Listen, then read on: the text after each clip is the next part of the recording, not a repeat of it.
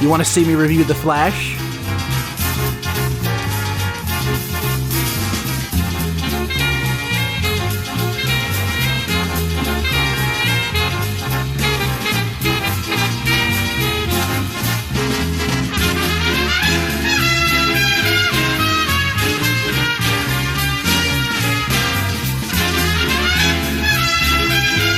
You want to see me do it again? Barry Allen, the fastest man alive and core member of the Justice League, is struggling with what all superheroes do, living a normal life. Barry attempts to use his powers and go back in time and save both of his parents, and it seems to have worked. Barry soon finds out that even this little change has altered his reality for the worst, making him realize that even he may not be able to outrun his demons. This is The Flash.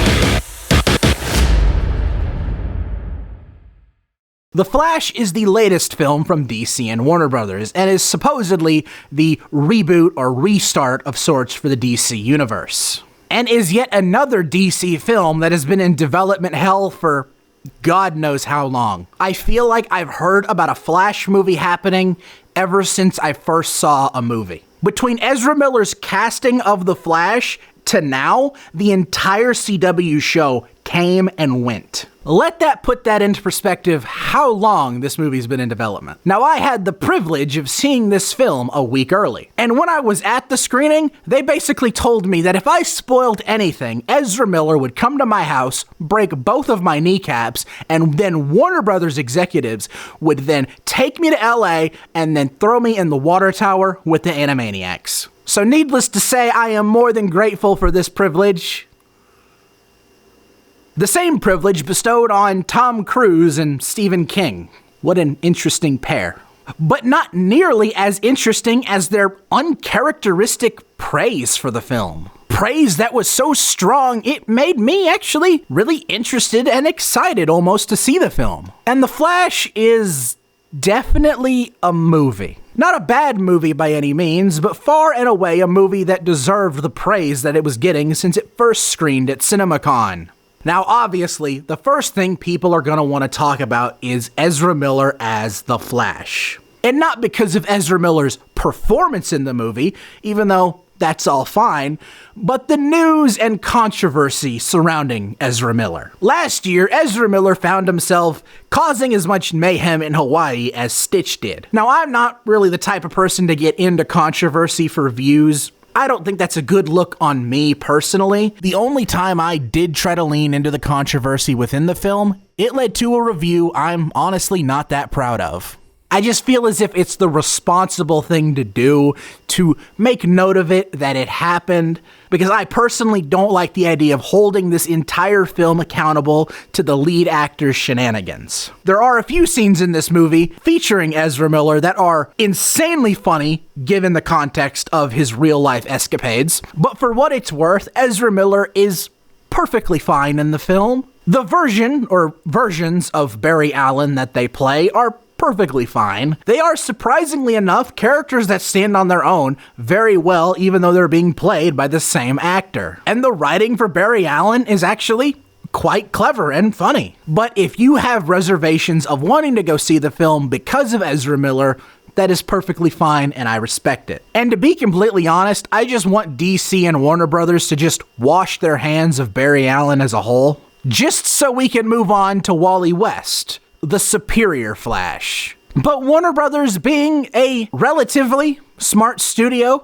made the decision to have their biggest draw out in the open in all the trailers. And that, of course, is the return of Michael Keaton as Batman. And to be completely honest, it is really cool to see him return as Batman. It's nostalgia bait in every sense of the word, but I'll be damned if I didn't have a smile on my face seeing this great actor play a great character once again. However, it does feel as if it's just nostalgia bait. They don't do as much with Michael Keaton's Batman as you'd expect. I am willing to go as far as to say they could have gone without showing him in any of the posters and it be actually a really cool surprise. So if you're expecting this film to be another Michael Keaton Batman movie, temper those expectations. He is definitely cool in the film, but it's not done the way I think a lot of people would have liked to it have been. I'm gonna say it right now, it is nowhere near as good or as well thought out as Toby and Andrew returning in No Way Home. What kinda sours me a bit on this movie is that amongst all of the solo superhero movies we've had over the past 2.5 decades, this one feels less relevant to the title character. Yeah, Barry Allen is a big part of the movie, 2 big parts of the movie, matter of fact. But then they start throwing in characters like Batman, Supergirl, General Zod for some reason, and I'm just sitting there like, what are we doing? Obviously, I know what they're doing. They're trying to do Flashpoint without actually doing Flashpoint. Them attempting Flashpoint doesn't really bug me. There are plenty of comic book movies that take the comic it's based off of, change it a lot, and make it fit for a movie better. Take the Civil War comic and then take the Civil War movie. And some of the changes in the film I could have dealt with. Instead of having Thomas Wayne Batman, using Michael Keaton's Batman would have been a fine change. The film just really needed a better villain. Both of the Wonder Woman movies have Wonder Woman villains in them. Aquaman has Aquaman villains in them. What does the Flash movie get? Michael Shannon half-assing a performance as General Zod and an abomination. An absolute abominable CGI character. Like, I don't know what inspired them to do Flashpoint without Reverse Flash. Plenty of people know who Reverse Flash is. I'm gonna go as far as to say I think the time travel movie was too early. Just give me a movie where the Flash has to stop Gorilla Grodd from taking over America. That would have been great. That would have been just a fun Flash adventure. And sometimes that's all I ask for with a comic book movie. A fun adventure with characters I really like. And I just can't help but feel there are times that this movie is too big and grand for its own good. It just does not feel as if it should have been the second theatrical outing for The Flash. In fact, there are times where it almost seems as if they wanted to make a Justice League movie. And that is no more apparent than the beginning of the film. The beginning of the movie is a glorified Justice League short film. And to be fair, I like that. Justice League being a team, half a team, quarter of a team, I don't know. Working together, saving the day, I love that. But on the flip side, this scene also includes some really bad and questionable CGI. It's not a good look when Fox Marvel perfected the scene you're trying to do 9 years ago. But the thing that gets me the most about this film was the hype surrounding it. People were hyping this up to be the peak of comic book multiverse movies, when it is arguably the most tame one we've had yet. Counting both Spider-Verse films, No Way Home, and Multiverse of Madness. This one's the most tame one. Like, I was expecting a finale of epic proportions, and what I got was a glorified slideshow. A glorified slideshow with one cool and funny moment, but a glorified slideshow nonetheless. I may sound a lot harder on this movie than I intend to be, because I had fun with it. It's a fun enough time travel movie, but I really feel like the hype is going to kill this movie. There is nothing in this movie that at all warranted the hype it has. I just realized I completely forgot to talk about Supergirl.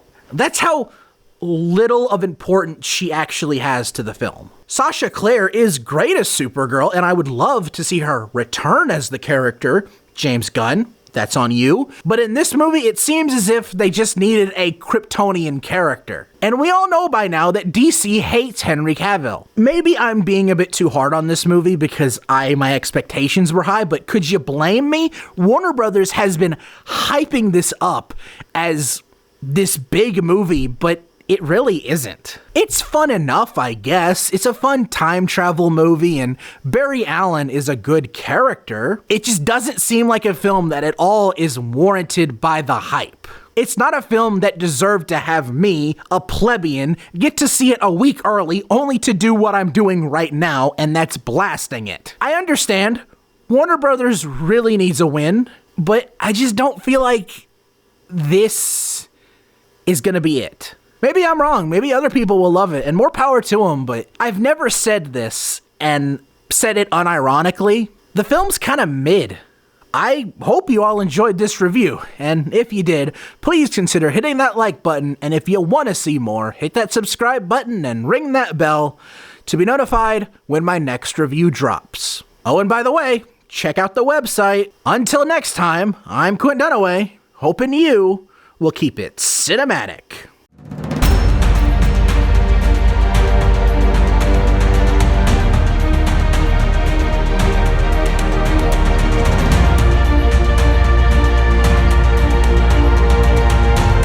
You want to see me do it again?